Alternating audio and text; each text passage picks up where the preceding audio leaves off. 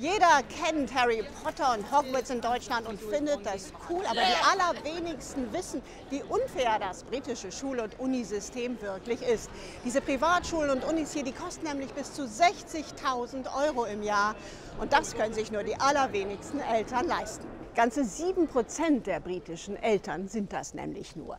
Die zahlen das aber gerne, weil sie davon ausgehen, dass ihr Nachwuchs dann später zur politischen Elite gehört. Denn nur 3 von allen britischen Premierministern waren nicht in Oxford oder Cambridge oder dem britischen Superinternat Eton, das so für sich wirbt.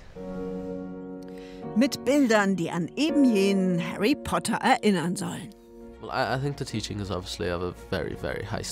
Der Unterricht ist einfach auf einem sehr hohen Niveau und es ist sehr innovativ. Sie spornen dich an, auf ein ganz anderes Level zu kommen. Das sieht toll aus, aber das kostet dafür eben auch. Und die 93% der britischen Schüler, deren Eltern sich das nicht leisten können, die müssen dann auf staatliche Schulen gehen und die sehen hier etwas anders aus. Da bröselt oft nicht nur der Name außen dran, sondern auch schon mal die Decke von innen, weil viele staatliche Schulen oft gefährlich schlecht gebaut sind. Letztes Jahr mussten 65 solcher Schulen deshalb evakuiert werden. Das größte Problem aber ist, dass die allermeisten Schüler hier eben nicht wie in Eton vermittelt bekommen, dass sie es jemals ganz nach oben schaffen könnten. Einer, der sich darüber seit Jahren aufregt, ist Alistair Campbell, den ich auf dem Weg in so eine staatliche Schule treffe. Ehemaliger Pressechef von Tony Blair und heute politischer Podcast-Star. Er besucht regelmäßig ganz bewusst ärmere staatliche Schulen, um hier dafür zu trommeln, dass auch sie mitmischen sollen in der Politik. Dass ein Promi wie Alistair Campbell sie besucht, scheint für viele hier eine ganz neue Erfahrung, oder? Ja, für uns auf so einer Schule hier ist das überhaupt nicht normal. Dass ein Alistair Campbell herkommt, ist für viele das erste Mal, dass sie überhaupt einen lebenden Politiker treffen. An den Privatschulen ist das total normal. Aber kann Campbell die Schüler hier wirklich begeistern? Eine ganze Stunde lang? Es ist wichtig mitzumischen in der Politik, sonst bestimmen andere bei dich. Ihr dürft nie sagen, es ändert sich doch eh nichts. Mischt euch ein. Zugehört haben sie bis zum Schluss, aber ist seine Botschaft angekommen, dass gerade sie sich in die Politik einmischen müssen, weil sonst die Kinder reicherer Eltern später über sie bestimmen? Ich bin vor allem wütend jetzt. Wütend, dass wir hier so viel weniger Chancen haben. Manche motiviert das, mehr zu kämpfen.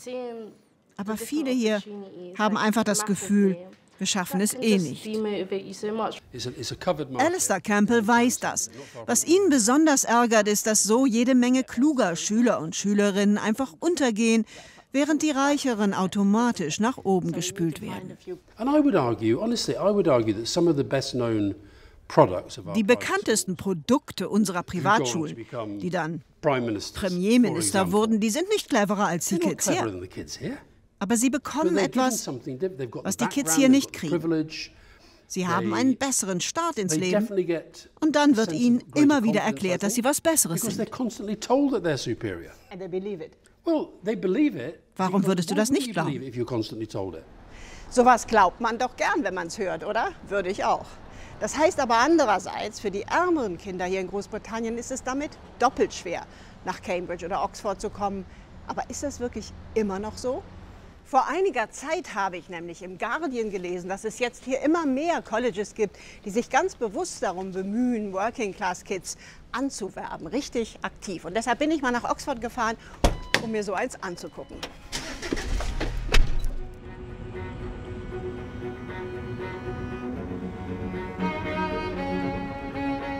Besonders hervorgehoben wurde da immer wieder das Mansfield College. Und deshalb habe ich mich jetzt dort mit der Direktorin verabredet. Vorher aber haben wir uns erst einmal im College selbst ein bisschen umgeguckt. Heute werden gleich mehrere Klassen von staatlichen Schulen hier durchgeführt. Schüler und Schülerinnen, für die es lange völlig undenkbar war, in Oxford studieren zu können. Das ist meiner Meinung nach eine der schönsten Bibliotheken in ganz Oxford. Das Ziel dieser Führung: Ihnen allen die Angst und Ehrfurcht vor diesen heiligen Hallen zu nehmen, das Gefühl, dass Sie hier niemals dazugehören könnten. Wir wollen aber damit nicht die Magie von Oxford vermindern, sondern die Studenten ermutigen, dass auch sie es ganz nach oben schaffen können. Mansfield ist damit als einziges Oxford College wirklich repräsentativ für die britische Gesellschaft insgesamt. Mehr als 93% kommen von staatlichen Schulen. Die Führungen sind dabei nur ein Teil der Gesamtstrategie. Megan zum Beispiel, aus Yorkshire im Norden Englands, ist nur deshalb hier, weil Mansfield einen Botschafter an ihre Schule geschickt hatte, der sie aktiv angeworben hat. Auf meiner Schule war Oxford nie auch nur eine Option. Das waren immer nur die aus dem Süden, die hier hingegangen sind. Reiche Leute. Ja, reiche Leute. Leute aus Privatschulen. Und obwohl ich immer die besten Noten hatte, hätte ich nie gedacht, dass ich schlau genug bin, um hier zu studieren. Was total falsch ist, aber so ist das hier.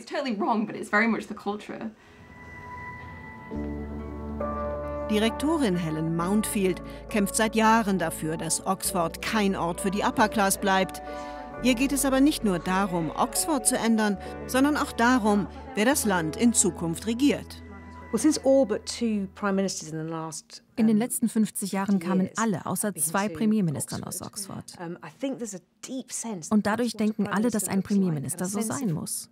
Daher kommt diese tiefe Unterwürfigkeit. Und was ich möchte, ist, das aufzubrechen, damit die klügste Person am Ende durchkommt und nicht jemand aus den oberen Rängen unseres Kastensystems. Damit die beste Person nach oben kommt, die argumentieren kann und wirklich weiß, wovon sie redet. Downton Abbey doesn't really help in that context. Downton Abbey hilft da gar nicht. Das ist diese romantisierte Vorstellung des alten Englands. Und ich finde aber, es ist schädlich, Menschen Positionen nur deshalb zu geben, weil sie wer sind und nicht, weil sie etwas können. Ein leidenschaftliches Plädoyer für ein anderes England, jenseits der Klassenschranken.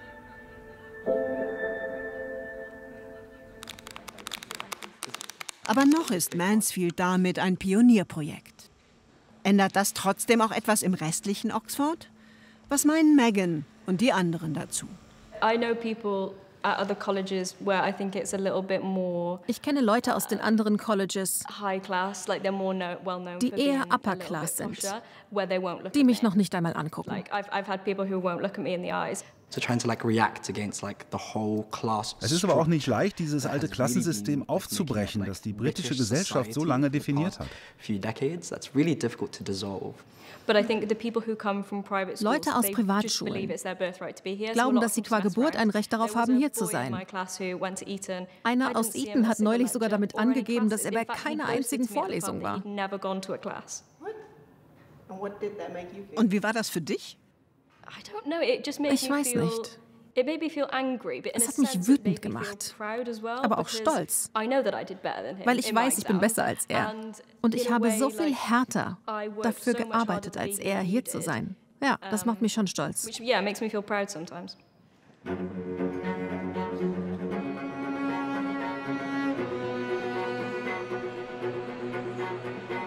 Und wenn ihr jetzt noch mehr wissen wollt zur britischen Klassengesellschaft, wie sich das hier allmählich ändert, wie krass das aber dennoch überall verankert ist hier auf der Insel in der Gesellschaft, dazu gibt es eine ganze Doku, die ich gemacht habe. Und hier ist der Link.